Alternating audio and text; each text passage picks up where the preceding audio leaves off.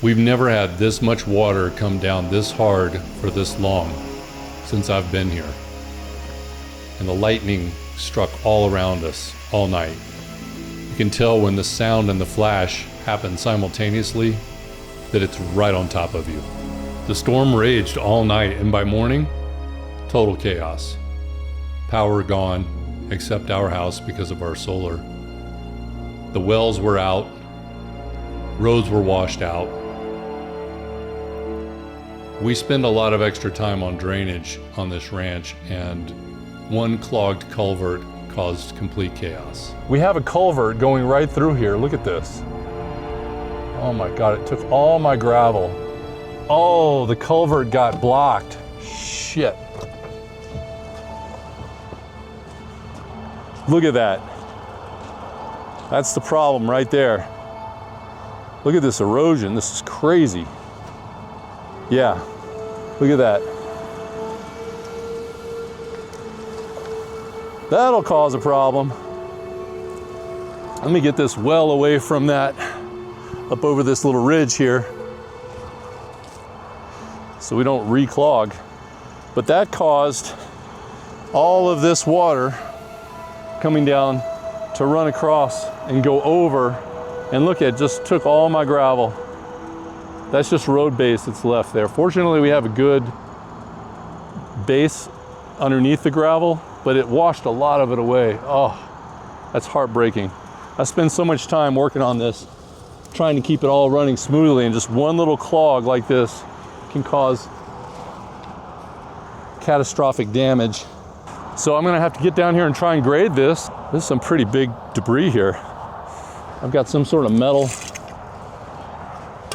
Wow, look at this canyon. Now that was kind of deep before, but it was nothing like this.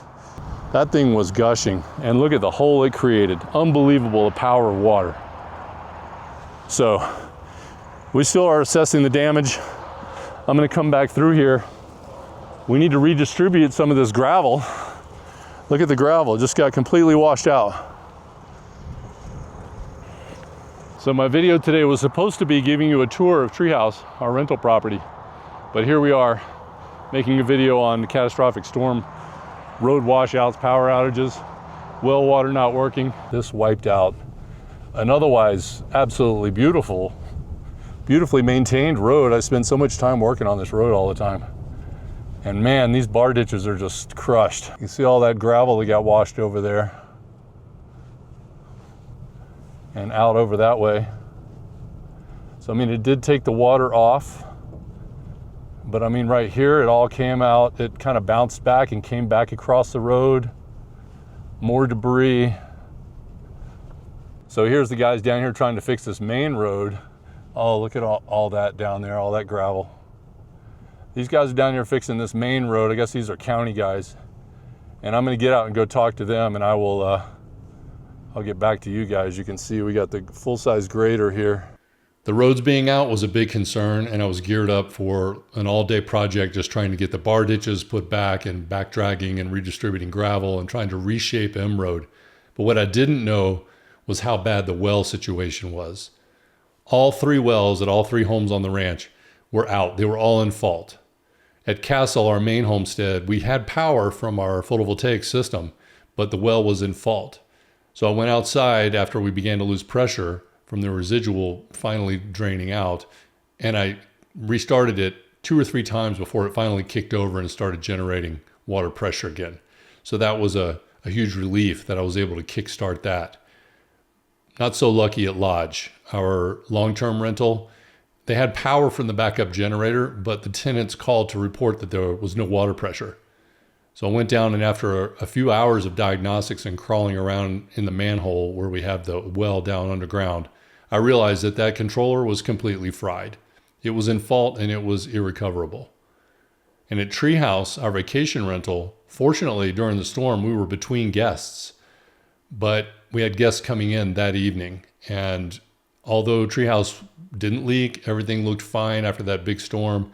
It was already cleaned and set and ready to receive our guests.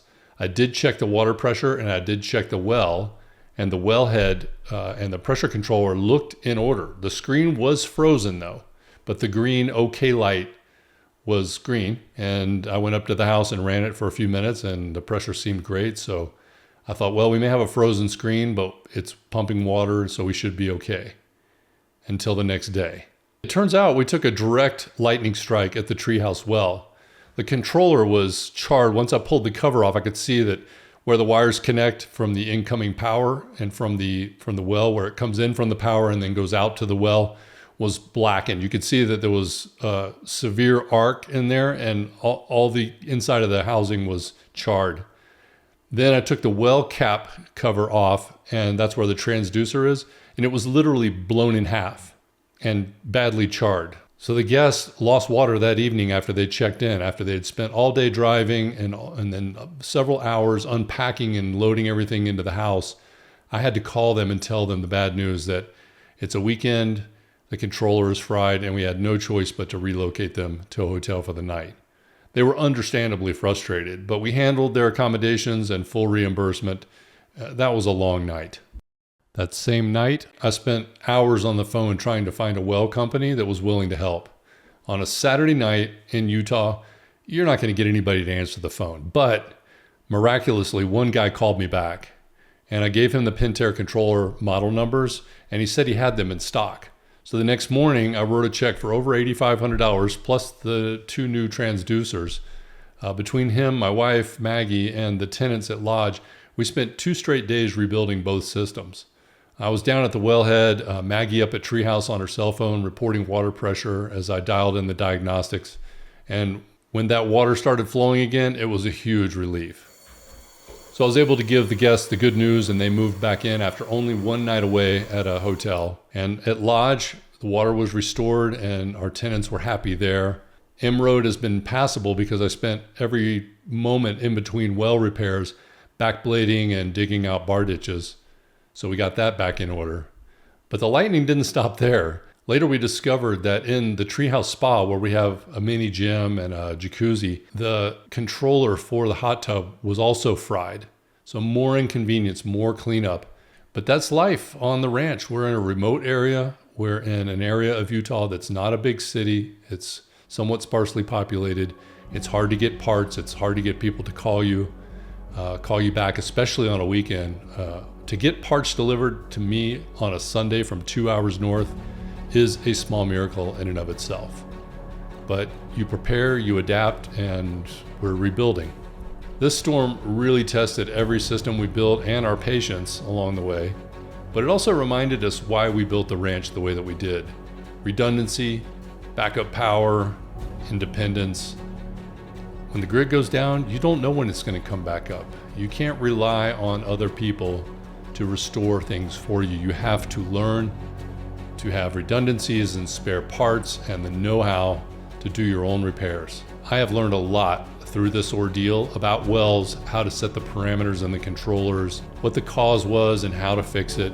We took a hit, but we'll come back stronger, and after repairing all these systems one at a time and some very long, somewhat sleepless nights, I can say that we're better off and we're more prepared than ever.